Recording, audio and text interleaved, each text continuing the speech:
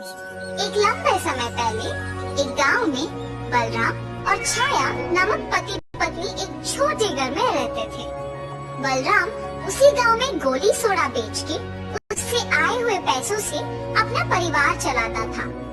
हर रोज की तरह एक दिन बलराम सोडा बेचने निकलता है। सोडा सोडा रंग बिरंगी सोडा, एक गिलास सिर्फ 5 रुपए, आइए भाई आइए। ऐसे सोडा को बेचता है जब उसका बचपन का दोस्त सोडा पीने इसके दुकान आता है। बलराम, क्या मैं तुम्हें याद हूँ? मैं तुम्हारा बचपन का दोस्त हूँ। अरे हाँ वरुण, कैसे हो तुम? मैं ठीक हूँ, तुम कैसे हो? मैं भी ठीक हूँ। क्या कर रहे हो तुम अब? मैंने अपने बल पर एक साड़ियों का दुकान शुरू किया है। और तुम क्या तब से ये गोली सोडा ही बेच रहे हो? हाँ वरुण, इसमें क्या दिक्कत है? दिक्कत तुम्हें अभी नहीं नजर आएगा बलराम। फिलहाल तो ये सोडा बेचना ठीक ही है, लेकिन आने वाला कल का क्या? अब सब कुछ बदल गया है बलराम। कुछ ही दिनों में लोग सोडा खरीदना बंद कर देंगे। तब तक तुम्हें कुछ और व्यापार शुरू कर लेना चाहिए, कुछ ऐसा जो गांव में पहले से नहीं है। नया व्यापार तो शुरू कर सकते हैं, लेकिन उसके लिए निवेश के पैसे कहाँ से मिलेंगे? अरे उसमें क्या, अपने कोई जान पहचान आदमी से थोड़े पैसे उधार लो, लाभ आने के बाद उन्हें उनके पैसे लौटा दो, हो गया।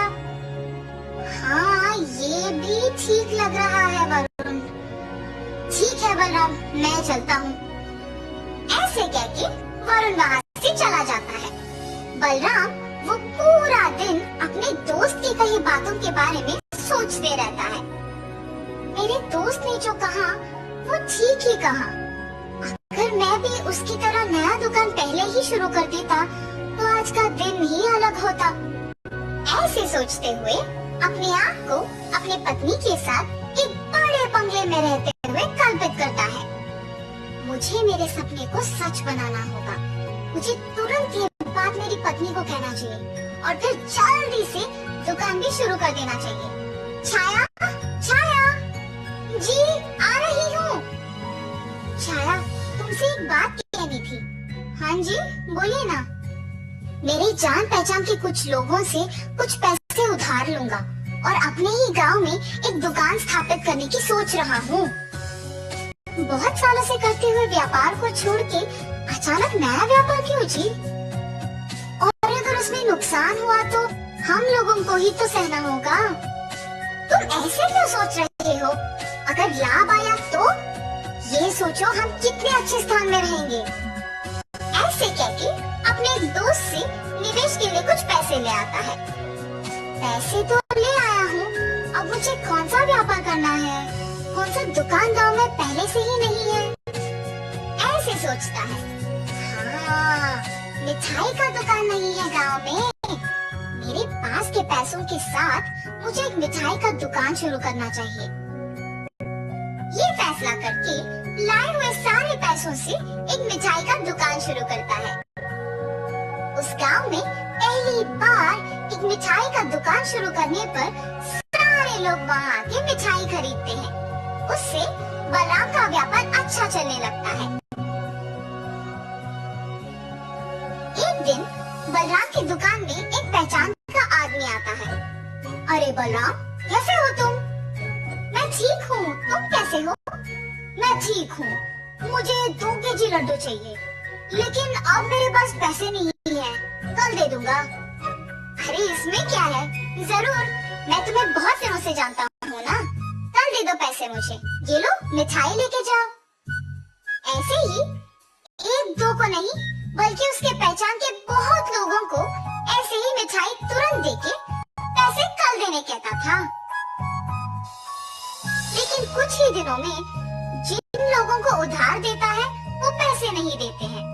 उनके घर जाके पूछने पर भी वो मना कर देते हैं। इससे बलराम के व्यापार में नुकसान आता है और दुकान को बंद करना पड़ता है। दुकान के बंद होने पर बलराम बहुत दुखी होता है। कुछ काम नहीं करता है और घर पे ही रहता है। लेकिन कुछ दिन बाद जिन लोगों से उससे व्यापार शुरू करने के लिए पैसे लिए, वो उसके घर जाके पैसे मांगते हैं। इससे उसे पता नहीं चलता कि वो क्या करे। क्यों दुखी है जी? आपके दुखी होने से कुछ नहीं बदलेगा। जो हो गया सो हो गया। ऐसे सोचिए कि भले के लिए ही हुआ है। बाकी लोगों की बातों पे ज्यादा ध्यान मत दीजिए और हमेशा की तरह अपना व्यापार कीजिए। ऐसे ही हम निवेश के पैसे उनको लौटा पाएंगे। मुझे अपने दोस्त की बातें बिना सोचे समझे नहीं मानना था, इसीलिए इतना नुकसान हुआ जो मुझे अब सहना पड़ रहा है। कम से कम अब से तुमने जैसे कहा वैसे ही करूँगा। ध्यान से अपना व्यापार करूँगा। ऐसे अपने किए हुए गलती का एहसास होता है बलराम को और वो हमेशा की तरह गोली सोडा का व्यापार करने लगता है। ऐसे सोडा बेच के पैसे जमा करके उधार के पैसे चुका देता है। तब से बलराम किसी और के बातों को नहीं सुनता था। दिन में सपने नहीं देख के अपना काम ढंग से करने लगा और खुशी से वो और उसकी पत्नी जीने लगे। तो इस कहानी का नैतिक क्या है? किसी और के जीवन को अपने से तुलना अच्छी नहीं है। उससे सिर्फ दुख ही मिलता है। जितना है उतने में खुश रहना सीखो।